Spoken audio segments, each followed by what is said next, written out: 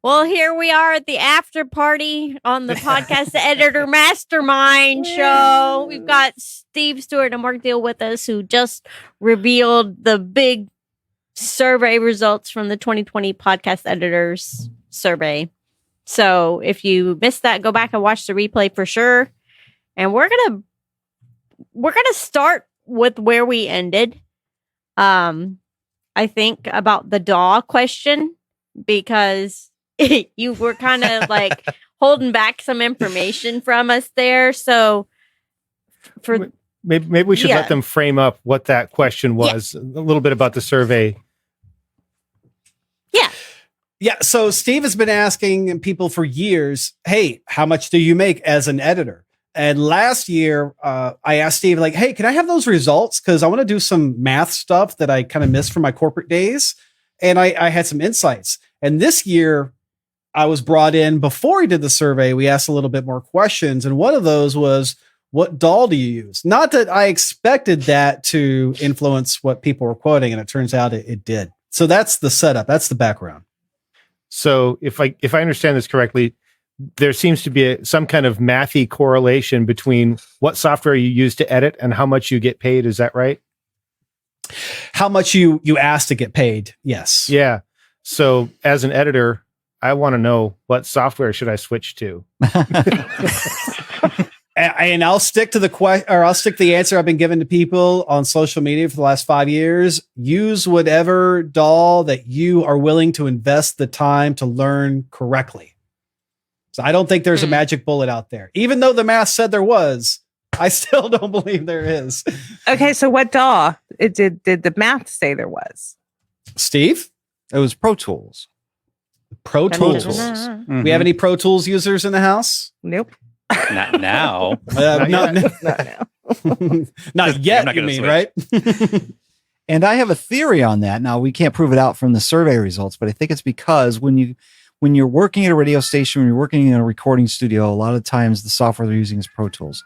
So you're going to get a head start using the tools there before you ever come over to podcast editing, or at least, when you think about the history of audio production, digital audio production, I should say, before, after reel-to-reel tape and stuff like that, Pro Tools was kind of head above the rest. And it was, Jennifer, weren't you using something like Cool Edit Pro? Cool Edit Pro and radio. Yeah. Yeah. See, you got all the radio people I know around here on Cool Edit Pro until it died, which is why we're on Audition now. Which was what, 2002? Well, I had it on my computer till like 2016. Yeah, and now we've got Pro Tools as the big heavy monster studio production software, and I think that's where, if you're looking at people who are charging more or asking for more, if you've got the certification, isn't there a Pro Tools certification? I believe there is. I think there is. Yeah. If Chris Kern jumps over here, he can answer that for us. I think that's why Pro Tools was showing up as the higher for people who are charging more or asking for more for the editing, and they've got that background behind them, the experience. Yeah, and they on the local recording studio place, the like Lexington Audio Engineering School, something or other, they teach and give their students Pro Tools. Mm-hmm. So then they're being professionally trained and learning this. Now, are all of them going to be editors? I don't know. But if you're going to invest the time and money to get trained on something like that, you're going to want to charge more.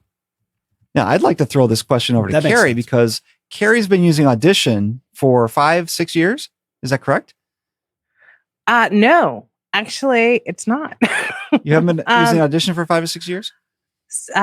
Only 2 years. Okay. And now you're being required to learn Hindenburg for the Stony Brook education, right? Well, required loosely, and I kind of gave up on it. Okay, but that's interesting that somebody is actually showing you Hindenburg as being part of the curriculum or the tools that you need to learn whatever the education pieces that you're taking there. Right, because that's what they teach in journalism school. Right, because Hindenburg is built, and I'm sure Brian wants to jump in now, is built more for that storytelling type of rearranging post-production side. Yeah. I think the way I like to tell people is most software that you would use is built for mixing. And Hindenburg is built for editing first. So built for story first, built for moving things around. Other software can do that. But the primary function of a lot of those softwares from inception was really about mixing music and doing the things that happen with that. So was Hindenburg DAW? Hindenburg was. So Really? those were the only two DAWs that consistently moved the needle. And they weren't the majority. They weren't the DAWs majority in use, right? There was Adobe Audition, there's Audacity. Of course, there's other ones like Reaper. And I don't remember all the other ones. But yeah, Hindenburg and Hindenburg consistently had people quote $23 more for the job, and Pro Tools $59. So yeah, Pro Tools was number one and Hindenburg was number two. And I think now with the knowledge that everyone has given me, it's because people go to school to learn to do this as a job. They learn Pro Tools. So not only are they learning Pro Tools, but they're learning how to do this as a job. So if they leave their job to become a podcast editor, they have those skills to do this as a job and present themselves as a professional. Somebody has been doing this for perhaps many years. So maybe Pro Tools, that's why it was strongly indicated. And then Hindenburg with journalism school, maybe that's another reason. Those are perhaps the paths to get in, where Adobe Audition, and somebody pointed out it is expensive, but like Adobe Audition isn't cheap either. But since so many people have it, but again, do they have the training to be an editor or run an editing business, which is what Steve and I specialize in. Yeah. And I think maybe there's also a bit of a price gap with Hindenburg, right? The pro version is nearly $400, which is on the expensive version and expensive end, unless you start counting the monthly subscription for Audition, right? So Audition's what, 20, $25 a month? But I think 30 now. 30, yeah. You put that Yeah. over a couple of years. Yeah, it's more expensive than Hindenburg, but it's not more expensive all at one time. More accessible. Very well could be. But we thought it was interesting, and I wanted to go in because I like to have interpretations for this type of data. When I pull in and the math tells me like, hey, this is an indicator, like, but why? What can I learn from that indicator to improve myself or improve others? Do I need to have what that indicator is giving me, or is there a root cause underneath of it that is really the thing? And that's what I felt with DAWs. Like, well, I can't see software driving it, but I thought it was the path to software. And thanks to everybody here, now I understand that a little bit more. I think another important thing to mention is that when you're learning Pro Tools, you're not learning to edit so much as you're learning about the audio engineering piece. Audio engineering is a step above just learning how to cut the ums out of it. You know, when we talk about editing, it's more the definition is more about cutting, editing, and maybe rearranging things like that. Whereas when you're looking at Pro Tools, it's more about the music mix, the EQ, the compression, the things like that. Well, I always thought perhaps it's the path in, and I see Mary in the chat. Thank you. And Chris is saying the same thing, as well as Amita is saying the same thing, that the schools are teaching with Pro Tools. So people are learning to do this job in a structured environment to get paid to do this job using Pro Tools. And so not only are they taking what they've learned in their DAW, but how they go about it, and therefore, charging more. Mm-hmm. Yeah. And audio engineering is going to demand a higher rate than just editing. Yeah, I think that was one of the things when I raised my rates was when I started using RX. It's like, oh, well, now I can do more things. Maybe those two things just happened at the same time. Like, okay, it's time to raise the rates. Well, we can't all go out and get Pro Tools and then just instantly tell our clients we got to charge more. No, but it doesn't work that way. Just kind of. Yes, it's the audio engineering piece, I think, that comes along with learning Pro Tools that made that, at the top. Plus, we're talking about Hindenburg and what Mark was saying about learning the job, and you've got that experience to bring with you to the podcast editing side, because podcast editing is still a baby industry. We're still small, but there's a demand out there for it, which I think is fantastic. We're those big fish in a small pond right now, all of us. Yeah. Oh, go ahead. Go ahead. Oh, I was just going to ask because Mark Allen had asked about the DAWs, but how many people do you have a number for how many people use Pro Tools in the survey? I do. Let me. You're going to make him open up his Excel Yeah. spreadsheet. Oh, no, not Excel. I'm not going to open up my Excel sheet, but I did it when we did the podcast editor, the survey results in the club. I showed this Pareto chart, which has it in there. And you were asking about Pro Tools was 15%. So 15% of the people that responded were using Pro Tools. How many people responded? Was it 136? Okay. So I'm not going to do the math, but I'm assuming other people can. So about 20, 21, I guess. Yeah. Now I feel like if I open up the spreadsheet, I'm going to fall in a black hole. You won't hear from me. So Steve has told me, Mark, you are not allowed to open spreadsheets. I'm what he calls a spreadhead. That's okay. That's Mark, spread. you can go. I'll carry this. I'll carry us both. All right. Bye. Yeah. So, Brian, I'm sorry, I interrupted you. So I'm gonna. Oh, that's okay. That was a great point about that, right? What's the percentage? How many people use that? Because I think that's something that people, especially people that are interested in doing this as a business, they might just want to know, like, what are other people using? Mm-hmm. If people wanted to get access to this and they haven't already seen that video, where should we send people to get that information? Oh, that's a question to us about the survey. I mean, we could talk to each other, but yeah. In fact, you want to put up a link to Steve's newsletter. You can sign up for that. If you're not on the email list, you should get on Steve's email list. He's going to send the replay out to everybody. There it is. Thank you for throwing that link up. If you're signed up on that, you're good to go. You're going to get the link to the replay. If not, you should definitely sign up and get the replay and some of the other insights from the replay and from this talk and from some other things that we will put in there. And that link is podcasteditoracademy.com/newsletter. Mm-hmm.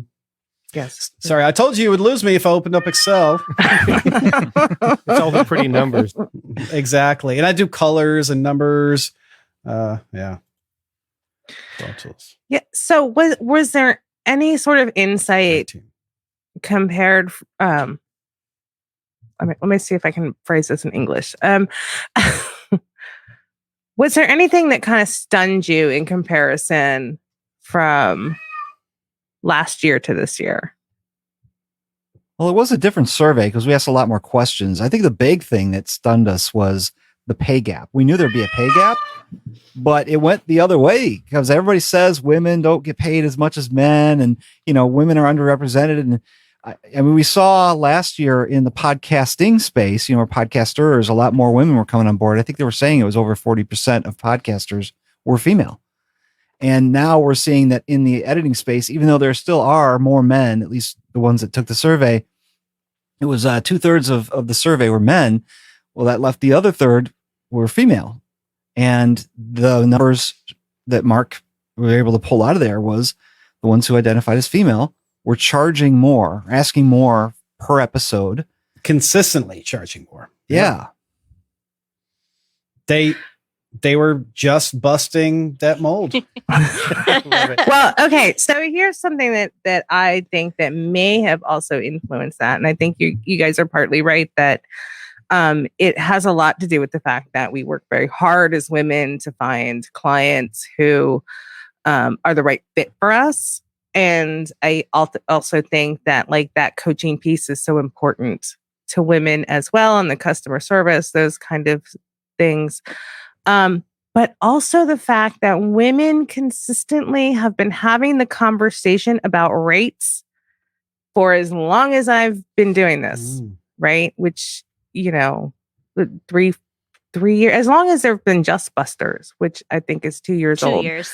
Yeah. And then, but I also know in other production organizations for women, they have the same conversations and they do a lot of surveys and things like that as well. So I think that this is something that we as women and not only women, but anybody who doesn't identify as male we've been having these conversations ad nauseum, right? Mhm.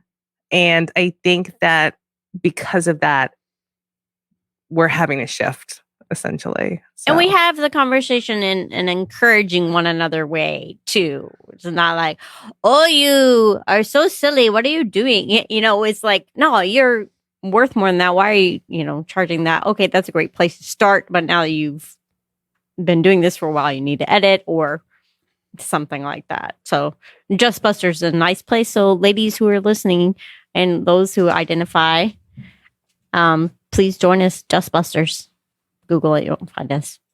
And I think you guys might have just gotten a little bit of a shout out, Just Buster related, right? The survey might be skewed because the females you have in Podcast Editors Club, as well as the Just Busters, are invested in changing that gap. And that's a really big deal. Well, good. I know for my day job, it's something we continue to talk about, right? How do we make sure the larger company that I work for, that they do that? Mhm. And I applaud them for that. It's really great to see that made flesh right here. That's great stuff. Yeah, I think that was reflected when we showed early on the demographics of our Facebook group, which isn't just women, it's mixed, as well as the survey respondents we had a little bit more women percentage. I think it was 36 vice like the 32 in the Facebook group. Mary asked how many women was that? That was 49 in the survey. And I also agreed to Mary's other point earlier on the comment that I just saw popped up, that I think women, showed up and said, oh, this is what I make. And because they are active in the space, probably because what you said, Carrie and Jennifer, that you've been challenging them to step out. Let's openly talk about rates. Don't let anybody get underpaid. Don't undercharge. And it's working. You are just busting that mold. And I love it. And I'll applaud Steve and maybe myself a little bit. When we did the Podcast Editors Conference, we're like, who are we going to get to talk about sales and marketing and branding? We didn't get guys up there. We got the strong women that knew what they were doing, and we learned from them. Imagine that. I already had in my head who the branding, marketing, pricing, getting the right clients. I already had that in my head before we even started writing them down on paper. And that's because you guys already stand for those things. We're talking about, Carrie was talking about the branding, because your branding is on point. And Emily's talking about the marketing. This is all at the Podcast Editors Conference last year in person, which was fantastic. When we could do that sort of thing. Yeah. Way And back when. boy, it was such good information too. That information also trickles down to the guys in the room, which I hopefully, we're charging more as well. But the important piece to remember here is that we've got these two Facebook groups. They're just Facebook groups that are helping people to improve their skills, to get the confidence from the community to be able to ask for more. But now I'm worried about the guys. Lagging so far behind, right? Don't worry about us. We'll worry about ourselves. Keep in mind, the overall rate increased this year. Overall. Yeah. Yes. Oh, wow. Thank you, Steve. Thank you. And that is the industry win that we can all share together. And we can learn from the ladies. I imagine that, right? I mean, my mentor for the last 4 years is a woman. Back before Robin Stiles got up on stage and said, men, hire women as your mentors. I'm like, yes, I'm already there. But as we spoke earlier about Pro Tools and the fact that Pro Tools people that use Pro Tools are getting paid like $60 more for that standard based job. What is it about that industry and the path to use Pro Tools that Steve and I can learn from and teach everybody else to further increase that rate? So it's a mix of a lot of things. And we're using these factors, these indicators to point us to, hey, this is significant. Look under this rock. And then we have to look under that rock and try to interpret it. And we're doing that with the help of all of you. So thank you. So, okay, since before I go on, I don't want to steal the floor from anybody. So you guys speak up. Tell me to shut up if you need to. You're okay. Are you sure? You're okay. Okay. So we're talking about like being able to use the survey to see the work that we need to do, right? Now this is the first survey that included women, and then it also included non-binary folks. There was that option. Well, to be clear, the question was posed, do you identify male, female, or I forget the third option there.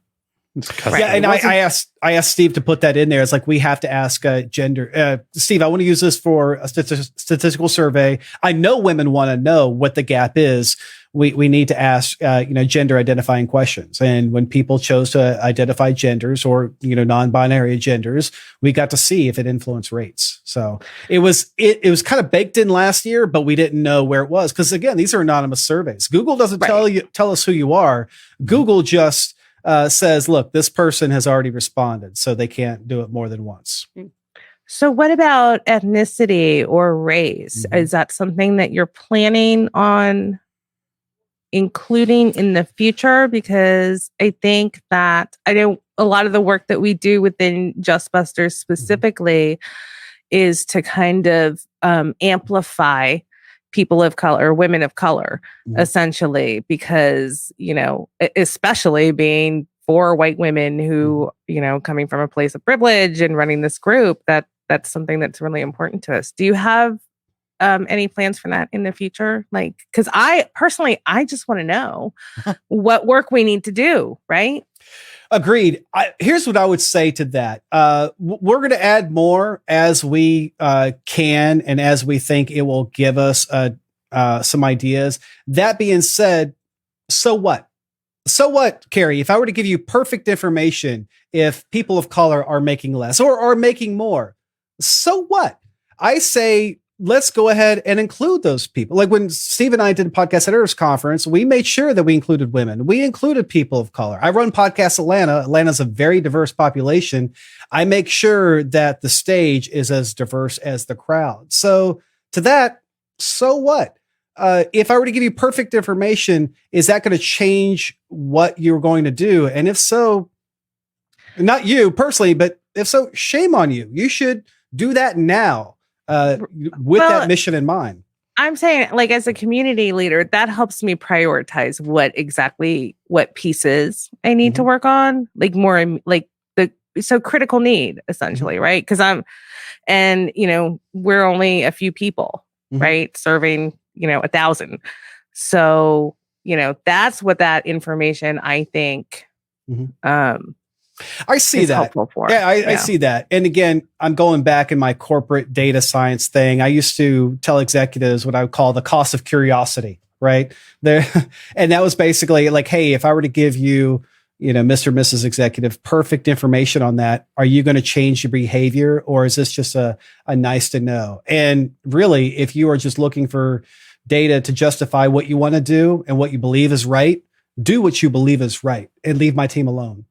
Again, that's about my corporate speak. One of the things I'd really like to ask, if I can shift a little bit, and I don't think we'll really be able to anytime soon, is what industry people are in. Because I think industry is a big reflection of how much you make and how much you could make.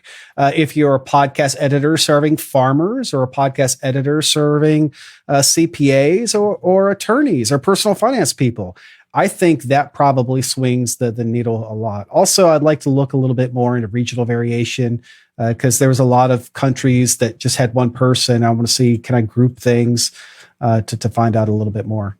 So I'll get off my soapbox. I apologize, but that's, as you can tell, somebody that runs a podcasting group in a very diverse location. It's something I'm very passionate about. Oh, go ahead. And I don't want anybody to be disappointed if we don't ask those questions in the next year's survey, because there already are a lot of questions to answer, and we don't want to scare people away because it's going to take 30 minutes to fill out a survey. And I'm not going to entice people with a $5 bill to fill out the survey because that gets to be expensive.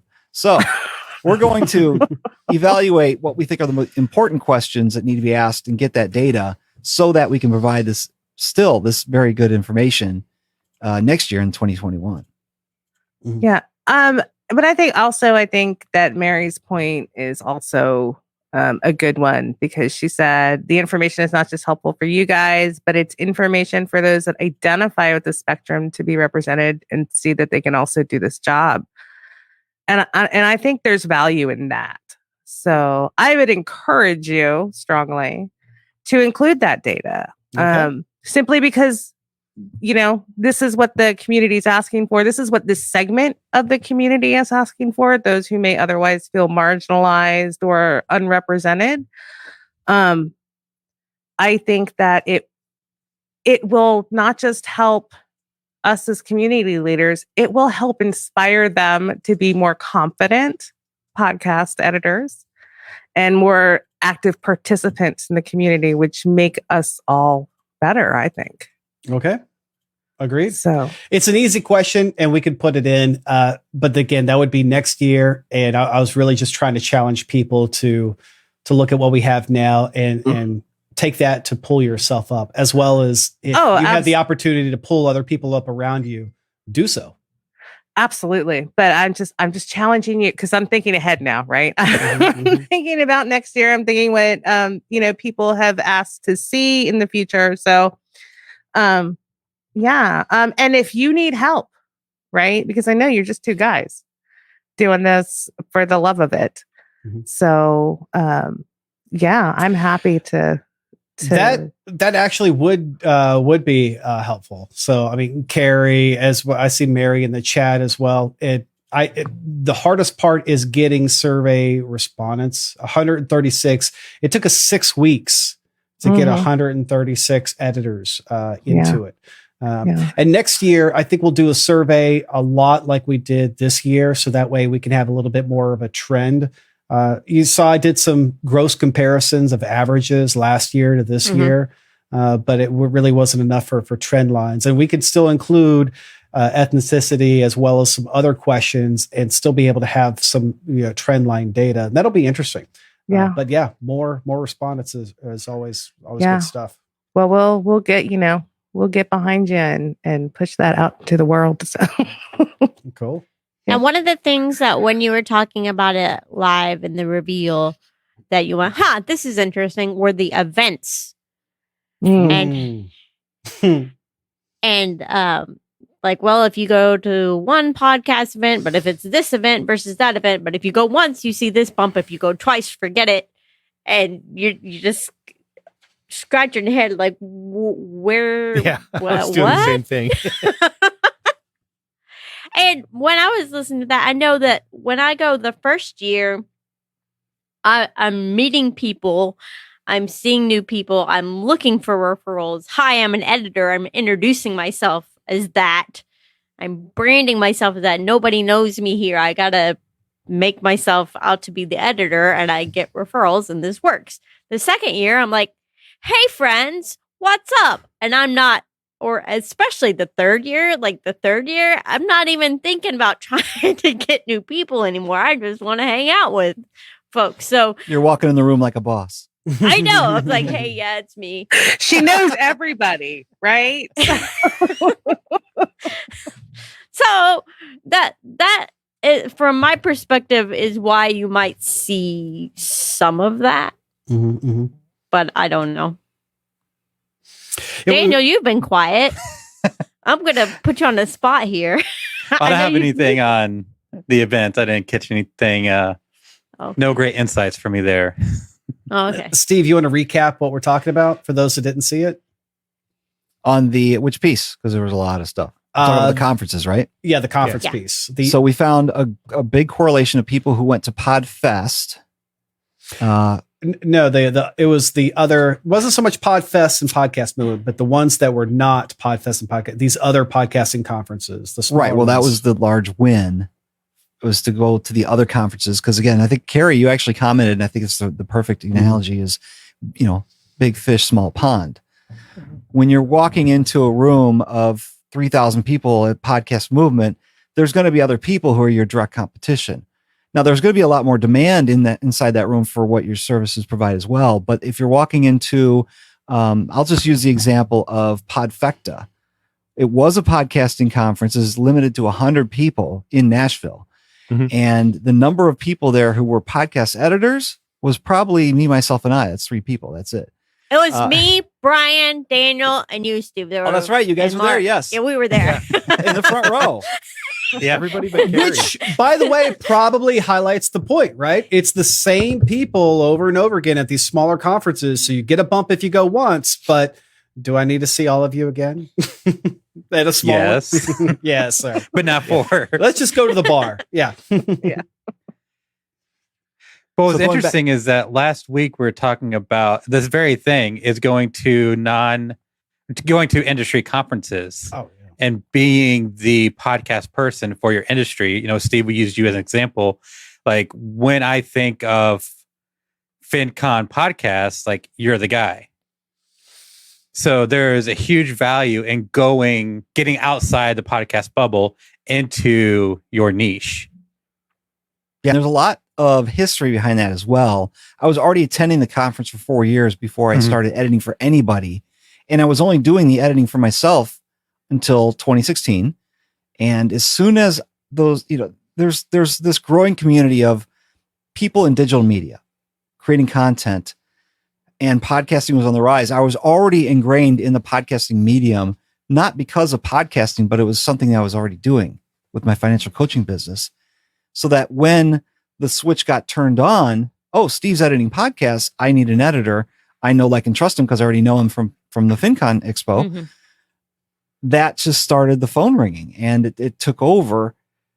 So when we're talking about going to non-podcasting conferences, again, big fish, small pond. Even though that was 2,000 people who go to that conference, there wasn't a lot of editors there. Just like you would say, there's not a whole lot. The majority of people aren't Instagram marketers or Facebook ad specialists. There are people there who are, but there's only a handful, a very small handful.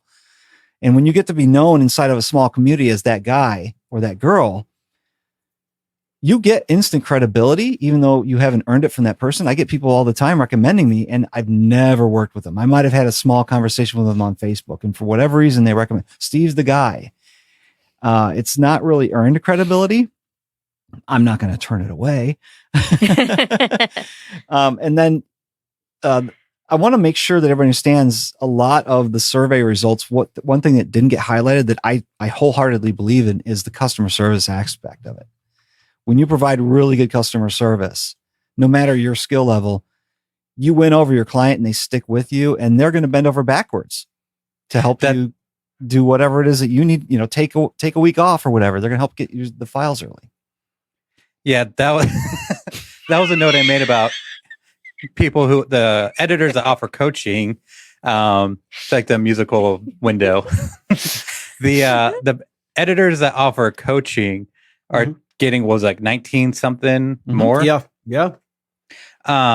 So like you're positioning yourself as an expert. You can justify higher rates.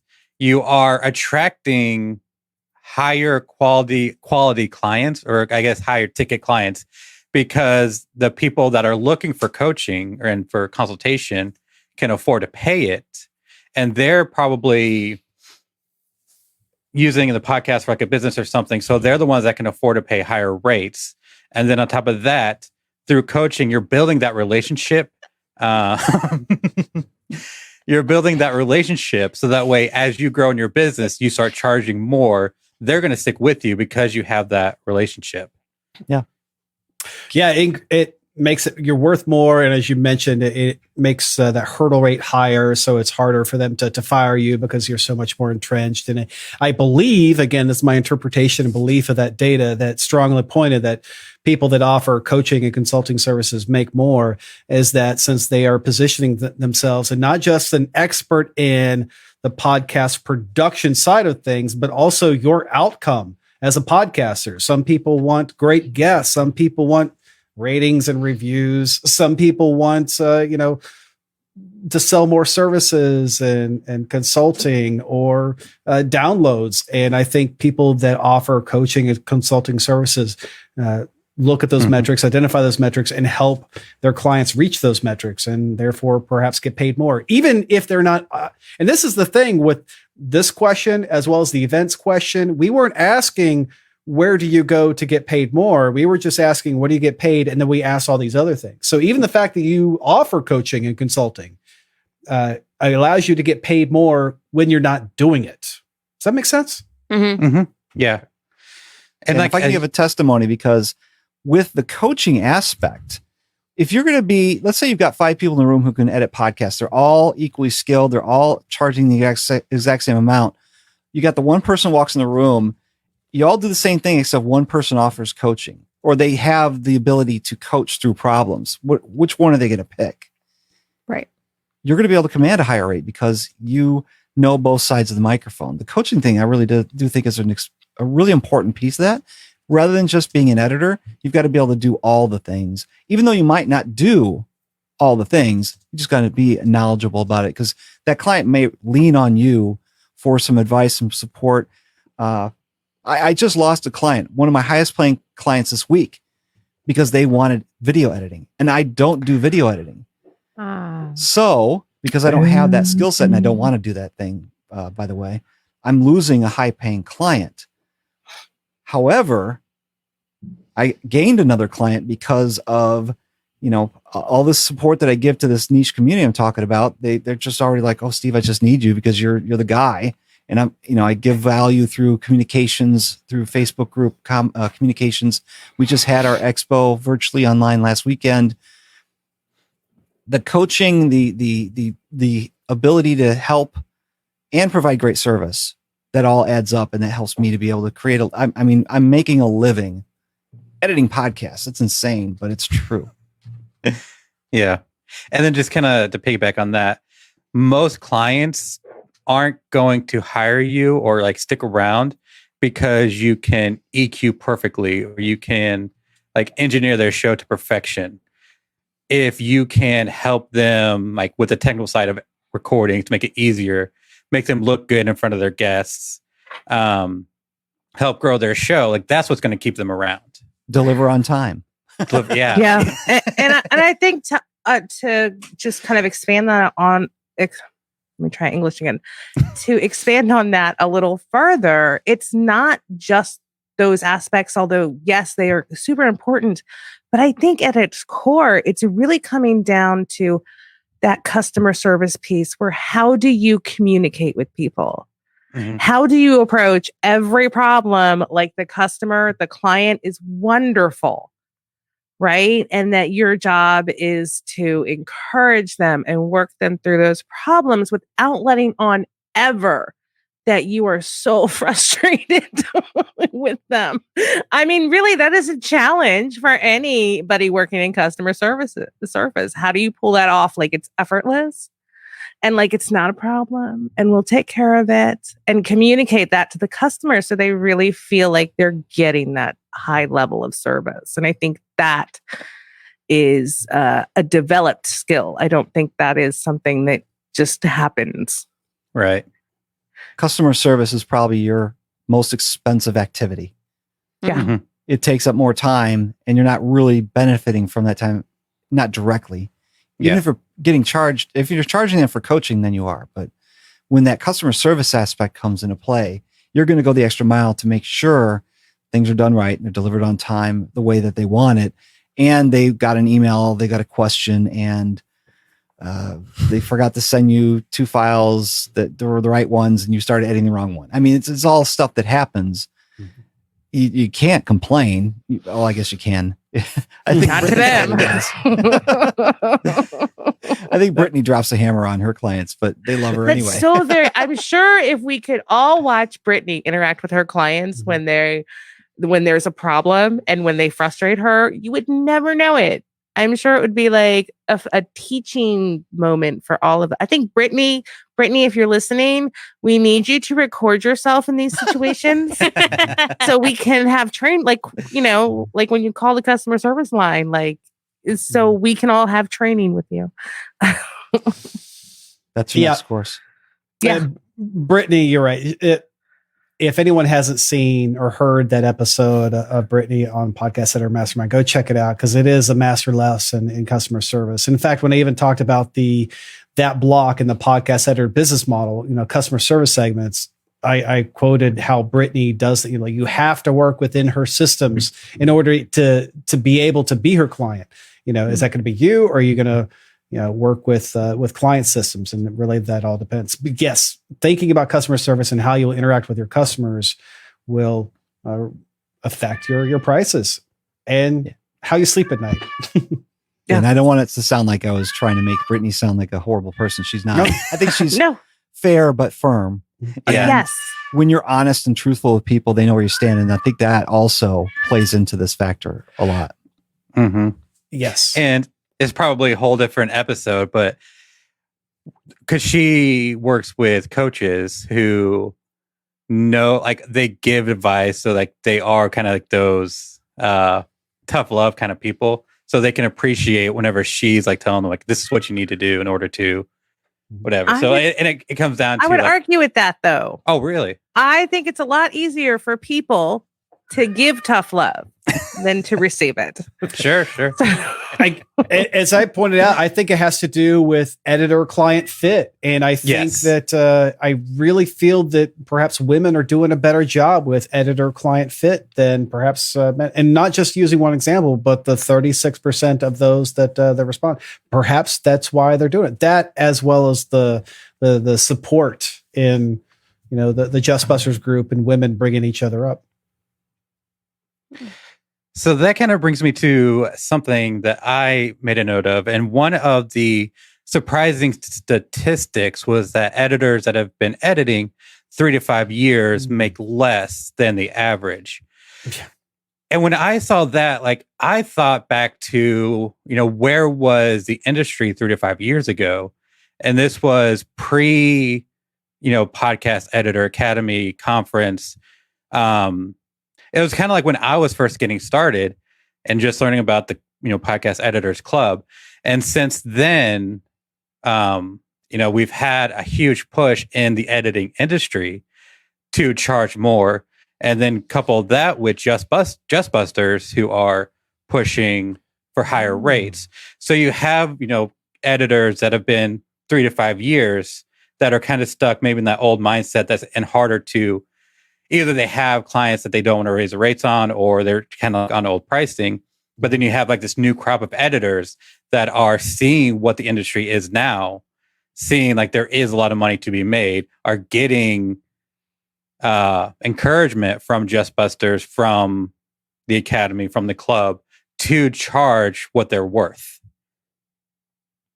So I think like new editors are more confident to charge more and are skewing the data, I guess, younger, newer. Mm-hmm.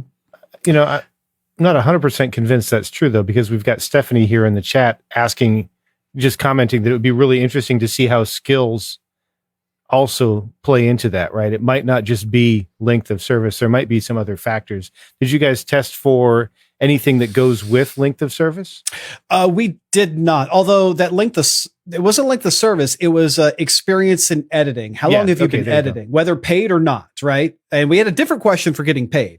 So somebody who's been editing 3 to 5 years may have been getting paid to edit for like 6 months. And that was 2 different questions.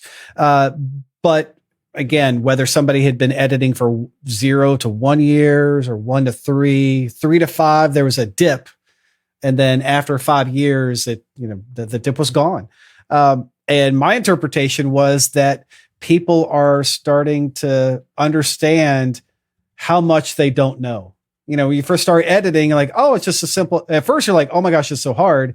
Then you're like, oh, it's a simple copy paste. I'll move stuff around. Then you start learning about LUFS and EQ, compressor, levelers, plugins, different DAWs.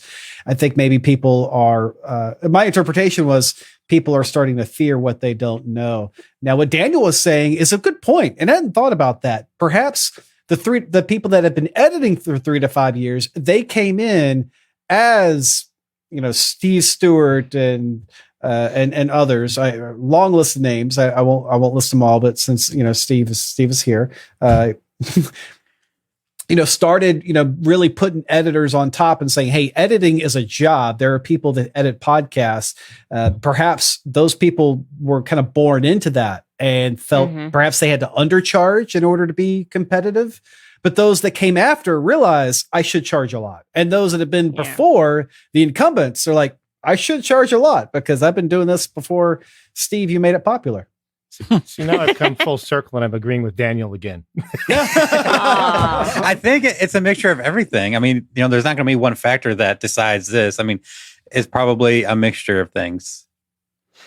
So we had a question from the chat that I'd like to hit. Oops, that's not the right one. Mary asked if there was a question about how people were getting clients, sales, referrals, conferences. I don't remember that being on the survey. Was that something that we covered? It was not in the survey. but that's definitely something that I would like to ask. Again, this is kind of an indirect thing, Mary, because we're asking people, hey, if you were presented with this job, how much would you charge and how long would it take you? So we're not really finding out how much people are making, or we're finding out how much people are quoting. If we had access to like some type of credit card database or some Upwork Fiverr type thing, whatever, then we would have non-biased data of what people are actually charging, paying. But that being said, yes, honestly, that's part of our mission, Steve and I at Podcast Editor Academy, is to help people, run and operate a profitable podcast editing business to grow their client base and get charged more. And that really falls in line with the preview of that. But we were just been taking baby steps year after year of like, what more can we ask? What more can we ask? So, next year, we plan to ask that, as well as some of the other questions that people were asking about, race and ethnicity. Yeah. And that question, we didn't put on the survey, but I do know that it's asked constantly inside of the Podcast Editors Club. And I believe it's probably asked in the Just Busters Facebook group. And I bet there's a whole stream on Reddit about it too. Where do you find clients? And we do hear people find clients all different places. It's not one big pool of Facebook, communities and things like that. It's all over the place. We have to go back to that niche idea. Where's your niche? Where are you the big fish in the small pond? Because, when I'm in a group and if somebody mentions podcasting, everybody starts talking about podcasting. Not because I'm there, but it just seems like the conversation always goes to podcasting. So if you're the person who's in whatever group it is and you know about podcasting and you start talking about some things that you know about podcasting, now you're the expert, you might be finding a client there. Yeah. And I think that also goes back to the attending the conferences, right? Attend those conferences where, conferences or meetups. Let's just say meetup groups, yes. networking events. Yes. And that's it. Networking. Yeah. That's the word. You have to network outside of the bubble. Right. There's no point in trying to find a client in a group of podcast editors. Right. And a good networking environment too, not the old ones that we're talking about. You walk around and introduce yourself. And I hated that. These are the places where people go to meet because of a topic, a subject. It's not necessarily a networking event or, I don't want to say bad things about some of the activities that go on at the larger conferences, but when they have those speed dating type things, I don't know if people get clients from there. I do know that you're going to meet people. I think more importantly, you meet them there, but then you see them in the hallways and then you bump into them in a session and at an after party, and that familiarity is on your side. Now you've got you've got the familiarity, you've got the conversation going, and now the door's open to having that discussion about, I was thinking about starting a podcast. Maybe I should hire you to help me with that. But how we would do this next year is we would provide a list of maybe 5 or 10 possible client sources and a free text area, because Steve likes to torture me with free text stuff that I have to sort later. Isn't it? Trust me, I had a lot of fun with that. Breaking out the Python skills but we'll ask people like, hey, rate your top 3, 1, 2, 3 of where you find clients. And between those and then correlating them and having the math predict the price, we'll find out which ones, people are finding most of their clients through Fiverr. Yeah, they're making, much less than those people that are finding clients at the industry events. And then, we'll be able to correct and correlate and adjust for factors such as, people's gender, or people's race, or people's location. Luckily, that's what, it's, data science is science. The math lets us do that. Free text torture. Hey, can I take over this mastermind? Free text torture. Yeah. I want to ask each one of you to tell me the 3 places you found clients or that your clients have found you. Let's start with Brian. 3 places that clients have found you or you found clients. First client I had was a guest on my show because somebody recommended him and that he became a client. So there's that one. One client I met because of ongoing interactions through Facebook groups. And a third client I met because of my relationship with Chris Curran, and it ended up being a referral. Fantastic. Jennifer. Okay, so my first client was from Facebook, and I've gotten others from Facebook. I've gotten folks from conferences by being introduced, and by wearing the podcast editing is my job, not your shirt. I got a client from that, which was at a conference. So go buy that on Steve's store. And then I am a local expert here in Lexington. So I've gotten some. I run the podcast meetup group here, and so I'm trying to level myself up and get referrals because I'm the expert. You've positioned yourself as the expert just by having the meetups, by facilitating those communications. I love it. Yeah. Daniel. So Fiverr. We're so proud of you for growing up. And to be fair, I am much, much higher than I started out. Word of mouth referrals. So clients referring new clients. And then I've gotten a possible client from my Reaper group. So for being kind of the admin in that group, whenever you position yourself as the expert. The expert. Mm-hmm. I love it. All right, Carrie. So my very first client was from Upwork. Mm-hmm. But now Facebook, Instagram, and from doing podcast interviews and speaking at non-podcasting conferences. And those two last things, the interviews that you are doing, it's because you've positioned yourself as the expert. I see a theme here, Steve. And it's not always about podcasting, right? That's the fun thing. Yeah. But do you talk about podcasting? Yeah. That's, that's kind of goes in the bio, right? But yeah. And my three are FinCon. So I'm the oddball here. Every single one of them is a FinCon or referral from someone in the FinCon community. But it's that niche, and that's that putting yourself out there and being I don't want to say a leader, but you're exposing yourself as an expert in some way. And there's so many different ways to do that. You've got to be the one who stands out in the crowd. And that's going to be hard for some people who are we're virtual and everything now. How do you stand out in the crowd without being one of the many circle faces in the Facebook groups? You know what I mean? It's really hard. I don't know if I have the answer for that. I will say though that, it's the niche. You got to be in a niche, and it's not about podcasting. It's about whatever topic, subject, genre you're familiar with and you really enjoy. And you have to show up, and you have to be consistent about it. Right. And then Susan asked how I get invited to speak at non-podcasting conferences. The truth is I don't get invited. I apply. Right. I'm looking for these conferences to speak. I look for, especially now, it's great. There's local virtual conferences. So I'm getting in kind of at the state level, at least, because I live there are lots of chickens here. And I look, I come across things just on Instagram, on Facebook, and in other communities. Women in business is a great kind of neat, a broad niche, but a great niche for somebody like me. So I actively go out and seek those out. I spend at least one day, an hour a week looking for that stuff. So I think it's a really good point is applying to speak at conferences where you're interested. I was not editing podcasts when I first spoke at FinCon. I spoke about podcasting because I knew more about podcasting than everybody else in the room. But I wasn't editing podcasts at the time. And I was able to submit a topic to speak on. And I'll tell you what, the most important thing when you're submitting a topic to speak is the title. Come up with a juicy title that truly represents what you're going to talk about.